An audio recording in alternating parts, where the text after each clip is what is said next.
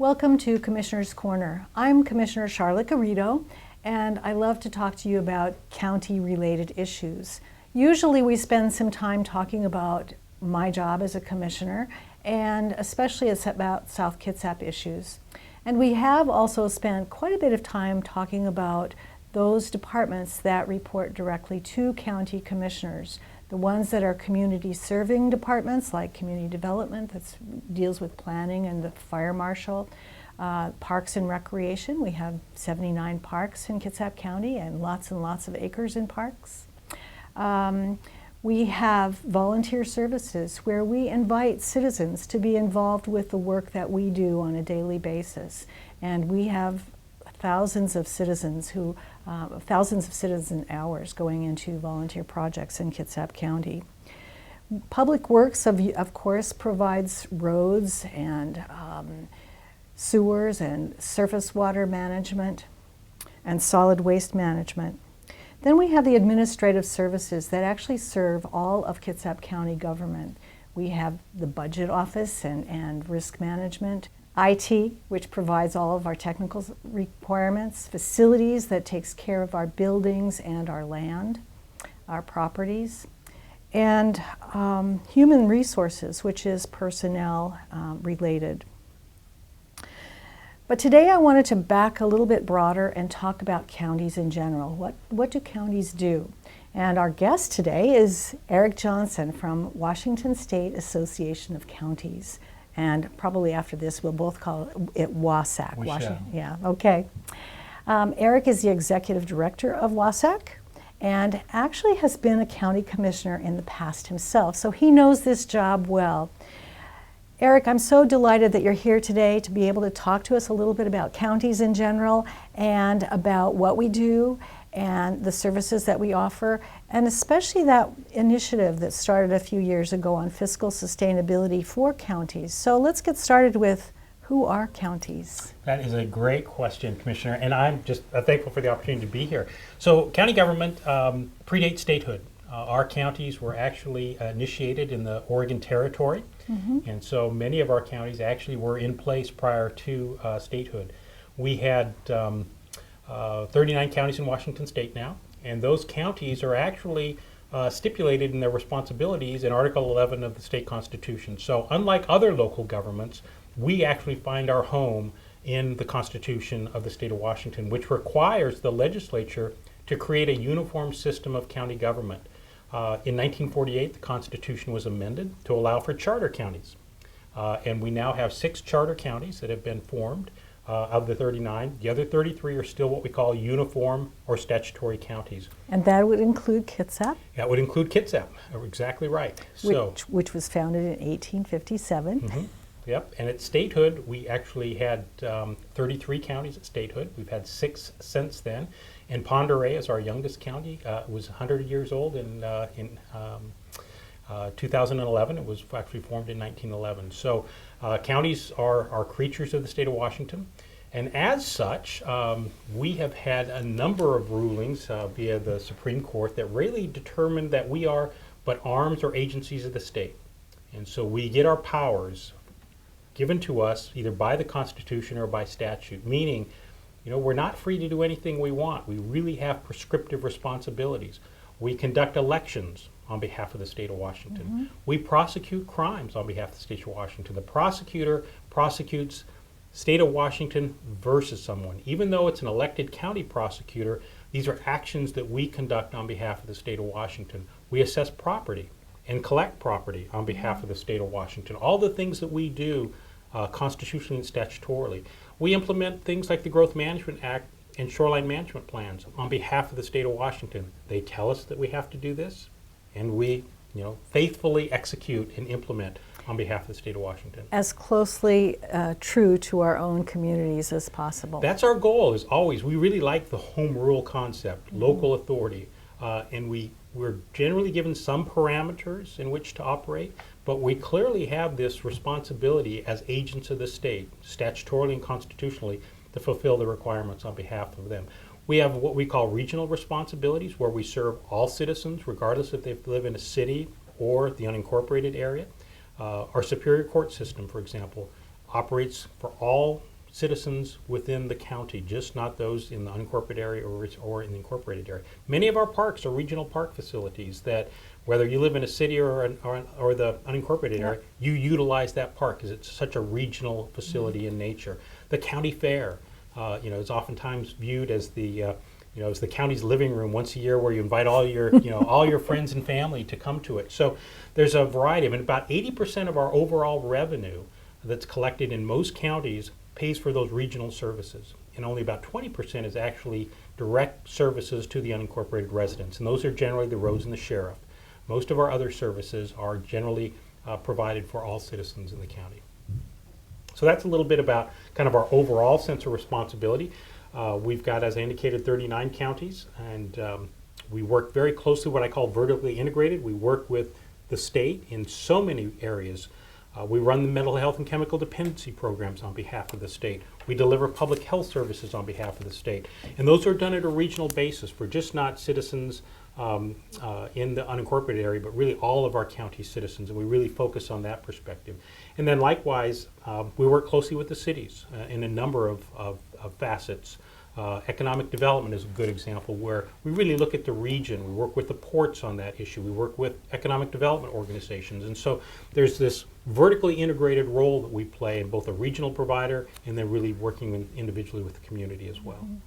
Yes, indeed. You talk about regional. I just came from a Kitsap Regional Coordinating Council meeting this morning, and then went to a Kitsap Aerospace and Defense Alliance with the economic development interests of the community. Right, yeah. Later And, this and that really is the 39 counties. And you'll actually even see some of the more rural counties like Northeast Washington. They have the Tri-County Public Health District, where Ponderay County, Stevens County, and Ferry County have joined together to have a three-county public health district, because they can support the staffing and the services better through a regional network than just a single county network. Our regional support networks for mental health delivery. I think you're part of the Olympic Peninsula Research Peninsula PRSN, District, Peninsula Regional Support Network. So where we found that being able to deliver regional services that cross political boundaries is a more efficient way to do business. And so oftentimes that county political boundary shouldn't be an obstacle of how people get services. And so we formed alliances with other jurisdictions, other counties, to be able to deliver those types of services as well. We also are with the same Clallam and Jefferson in Kitsap County for workforce development services, which is pretty exciting. You probably have an area agency on aging as well. We do, for indeed. Aging services that cross political boundaries. So those are really important alliances that we see counties have formed over the period of years, where it doesn't make sense for one county to deliver those services. We'll have multiple counties delivering those services. Yeah. Is that common across counties? I mean, when you talk about the services that counties offer, are most of them sort of similar, or are there different kinds of services that different kinds of counties offer?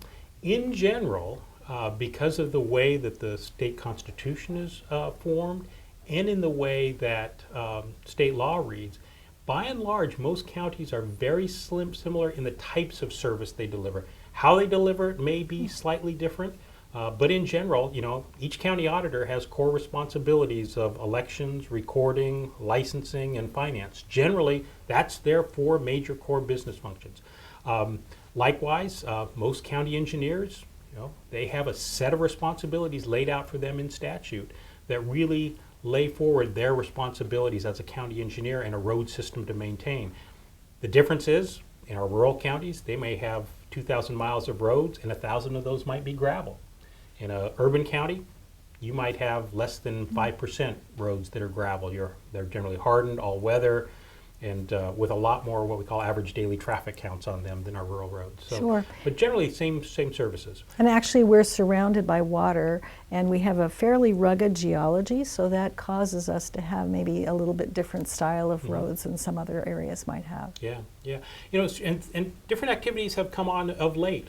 Salmon recovery is a good example. 20 years ago, we weren't in the business of of working on salmon recovery activities. Now, really it has become a cornerstone of a lot of our environmental program activities, whether it's road maintenance activities that might have changed dramatically, working with watersheds, working with the communities, working with Hood Canal Coordinating Council in the case here, whatever it might be, to really understand our role in stormwater management, our role in making sure that we do our appropriate part in land use planning associated with recovering endangered species. Something we didn't really look at 20 years ago. So there's a constant change a little bit of the way we do business as well.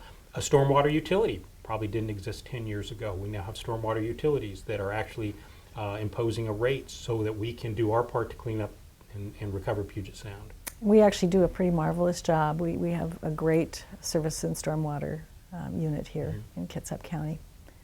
And lots of rain gardens have been introduced in the last couple or 3 years. Yeah. I think we're seeing more and more low impact development into the rural areas as well as into the urban areas. And I think that's, again, a changing nature of the way we create our development regulations and our ordinances in response to changing nature of environmental challenges that we're facing. Great. Well, let's turn and take a look at the Fiscal Sustainability Initiative that has been generated by WASAC, and talk a little bit about what drove that and what you're looking at. Well, it really started in about 2007. Then Chairman of the House Appropriations Committee, Helen Summers, really indicated that she didn't want to give us any more revenue or new revenue authority until a study was completed. And so the legislature commissioned a study on county governance and fiscal health, and really found some core pieces that we are structurally challenged at the way county government is funded. We have really three major revenue sources. We have property tax, which is capped at 1%. We have sales tax, which has generally been driven into the incorporated areas because of the Growth Management Act, with the exception of two counties. Kitsap County and Clark County have large unincorporated urban areas that are sales tax drivers. You have Silverdale, they have Silverdale, they have Hazeldale in North Vancouver. And then state and federal shared revenues. And so those are really our unique revenue sources. And 61% of our revenue comes from, and this is a generalization, this is across the 39 counties. 61% comes from property tax, 25% generally comes from sales and use taxes, and 14% comes from shared revenues, generally from federal and state government. And that's our current expense revenues kind of stream. So that's where the bulk of the things that we've been talking about, the public safety, law and justice system, public health system, natural resources, that's kind of that core area that we've been talking about. And the great challenge with that is when you only have those three revenue sources compared to the state and cities that have utility taxes, business and occupation taxes, they've got like 5 major revenue sources compared to our 3 revenue sources, that we lack elasticity, we lack growth capabilities. And it's just not associated with the recession. A lot of folks thought it was a recessionary, but the 2007 study was brought about because we have a structural challenge. That was before the recession of 2008. The recession has brought more to light the challenges that we have. But we are generally at a 1 to 3% revenue growth across our county revenues and a 3 to 5% expenditure growth across those 3 to 5 counties. So when you think about revenue at this level, but a steeper curve for revenues or for expenditures. Exactly. There's the arithmetic just doesn't add up. The math doesn't play out, does it? We have a chart where we actually show that about once every 6 years, those lines would cross. That if you start with a 10% in the bank of your general fund budget, that after about 6 years, those lines are going to cross. And then if you get back to a new normal, make all your cuts and your reductions, get back to rebuilding, maybe having a 10% reserve, that 6 years later, you could be right back to the same spot. Because we're structurally going to constantly see this slow erosion of services.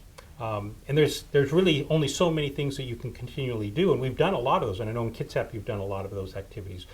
We have done a lot around working with labor to get furloughs, to close courthouses for certain periods of time. I think you're closed on Fridays, I think, in No, certain areas. just in January we began Okay. to be open on Fridays Great. again since 2009 Yeah. through 2013 we were closed on Fridays. Yeah, excellent. So about 4 years you had closed. So a lot of folks make those short-term fixes to be able to get back into alignment with what their revenue capabilities are. So it's a major challenge for us right now to look at the structural challenge and structural deficit. So we look at it from two perspectives. We have a revenue side where we simply don't have the elasticity or flexibility in our existing revenue sources, and we don't have enough diversity in those existing revenue sources. So those are really important statements to be made. But I want to revisit, actually there were a couple of things that happened in around the late 90s, early 2000s that reduced our ability to have revenue. And one was the initiative that limits us to the Right. 1% cap, and one was the motor vehicle excise tax. There are three things that we identify that all had consequences to county government revenue. The first was Initiative 695, which was the $30 car tab. And what people don't necessarily realize is about half of the revenue collected from Initiative 695 from car tabs prior to that went to public health or criminal justice in cities and counties or the public health system. And the significant point to that is that the legislature provided $44 million in backfill, which we're almost 15 years later and we're still at $44 million for public health. So you can just imagine the erosion of just via inflation to the services we're providing off of that. No elasticity, no growth factor. And then the criminal justice resources have really disappeared, which have brought that back into our responsibility for those services and to pay for those services. Then comes Initiative 747, which was the 1% cap in property tax. Ruled unconstitutional, the legislature reinstated that. Yes. And so, again, the will of the voters, but 61% of our revenue is property tax compared to the state and cities, which are closer to about 20% of their revenue base is property tax. So you can see it hits us a lot harder than any of the other taxing districts. The third piece, and this was always known that this was going to have an effect, is the effect on sales tax of the Growth Management Act. The Growth Management Act desired to have compact urban development and to drive retail sales into the cities. And it's worked in the majority of jurisdictions, and that has diminished our sales tax. We only get about 15% of sales tax that happens in an incorporated area. So therefore, in an unincorporated area, as you well know, Silverdale is a major revenue generator for you. And if it was to become incorporated, I think your revenue loss would be somewhere in the neighborhood of about $8 to $10 million annually. Correct. That's absolutely correct. Yeah, so that's a significant amount of resources that your current expense fund wouldn't be able to receive. So those three pieces combined have made our revenue flat, have made our revenue very challenging when it compares to the cost drivers associated with what we're feeling with. In fact, we generally believe that we have had, in our studies show, flat revenue in our current expense since the 2007. In fact, we still have some counties that have not achieved revenue growth past when the recession started in 2008. Well, and to put the context around the sales tax that we generate in that unincorporated area that normally typically would be in a city, that's about 10% of our general fund. Yeah. So if we lost that, that would considerably reduce the services that we can provide. Right. So maybe we could just move into a happier space here and begin to talk about some of the innovations that occur in counties to be able to do more with less. Yeah, great question. I think the first thing I just want to acknowledge, and I testified in a hearing in the House earlier this week, is the value of our public employees and our staff. Indeed. They have done a phenomenal job working with us to find solutions through a very challenging time. I can't say enough about them. In fact, it gives me chills even thinking about the great work that we do. We have 11% fewer FTEs in our 39 counties than we had in 2008. And that's affected a lot of folks' lives.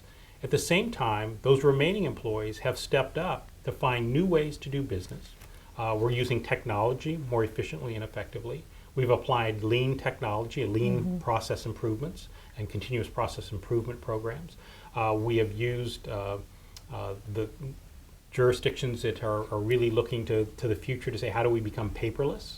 And I know you all have become paperless, and I think your district court, you may want to talk a little bit about that. Sure. Kitsap County has been a leader in applying lean process in their building department. In fact, the model that really is teaching the other building and planning departments and throughout the state, both at the city and county level, of how you can do this. So we are applying techniques to be able to do that. Labor has taken a lot of concessions. We've done furloughs, Yes. we've frozen wages, they've paid more in their health care premiums.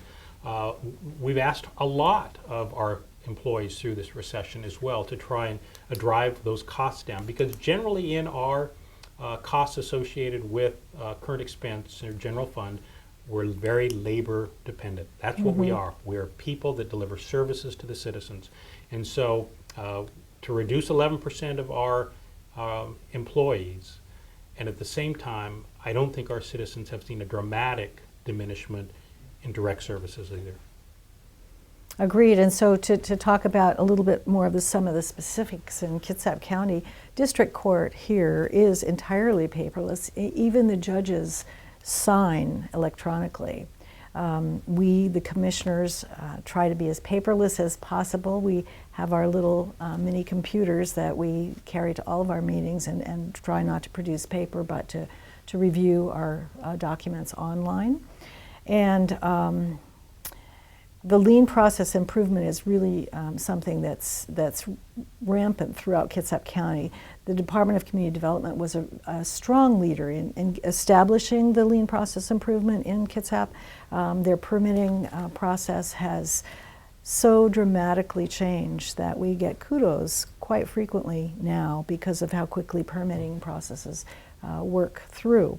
But throughout their whole office, very many of their different processes have been so streamlined. It's been exciting to watch how people throughout the department have gathered to be able to walk through exactly every process, every step that is taken in a process, and map it, put it on little stickies on the wall, and then begin to critique what's really necessary and what might be able to be reduced, and significantly take down, more than 2/3 of the number of little sticky tags, so that there are that many fewer actions taking place. I can't remember.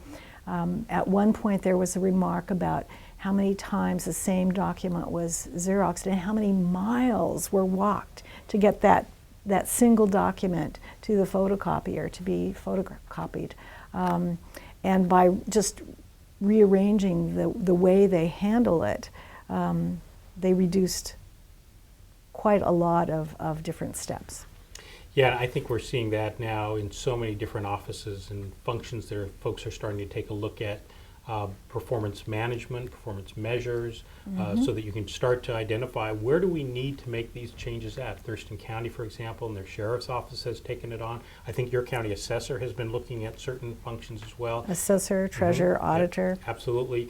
King County looked specifically at licensing function of how do they, change that to make it more efficient. So they've done a lot of work associated with how do we become more effective at delivering those services, because as I indicated, our challenge is unless we are able to receive greater flexibility with our existing revenue, see growth in our revenue, we're going to constantly have to find more effective and more efficient ways to do business. And we also are constantly seeing, it might just be incremental, but constantly seeing new responsibilities placed upon county government, either via the federal government or the state government. And so we call those unfunded those mandates. Are unfunded mandates, and some of those are funded by the courts as well. The courts are recently created a new standard for indigent defense. Indigent defense accounts for, amongst the 39 counties, it's about $120 million expenditure across the 39 counties. The state provides us $5 million to do that service. So $115 million of that is provided by the county taxpayers. In the early 2000s, the state commissioned a study called Justice in Jeopardy, in part with the Office of the Administrator of the Courts and the Board of Judicial Administration. It found that we ranked 51st behind Puerto Rico in state shared revenues to the trial court system. So we've started a couple of activities, a trial court improvement fund, some incremental improvements, but we still are very low. We're still in maybe the high 40s now in terms of state shared revenues to the trial court system. So we have a lot of challenges that are brought to us, not necessarily because of anything we've done, but simply because either the courts, the state legislature, or the federal government have imposed something that we have to respond to and prepare for. Mm-hmm. So technology has also reduced a lot of steps or a lot of work. I'm trying to think of some of the more exciting ones. Lean process improvement has such high enthusiasm throughout Kitsap County that sometimes we don't notice the quiet work that's happening. But our district court administrator several years ago began to just slowly reduce the paper operations and increase the flow of information electronically to a point where there is no paper produced for most of the work that they do. It's really, really amazing to think 10 years ago we never would have dreamt that we would be where we are today. Yeah. I think we're continuing to see those. In fact, if you were probably to talk to particularly a county assessor or a county treasurer, how many FTEs or staff they had 30 years ago to the number of staff they have now because of automation and technology, they probably are half the size in terms of personnel that they were, because we have technology and because it can do so much more than what we had in terms of the old ledgers that all done manually and by hand. We don't have that anymore. We're much more automated. We've done some great things associated with the court system as well, where you used to always have to have a court clerk that might have been doing a transcription. We don't have to do that anymore. We now can have that voice recorded and then can be automatically transcribed. We have a lot of video arraignment. We didn't used to have video arraignments, where first appearances are oftentimes doing video arraignment. Safer and less costly. Sure, and we have all of those.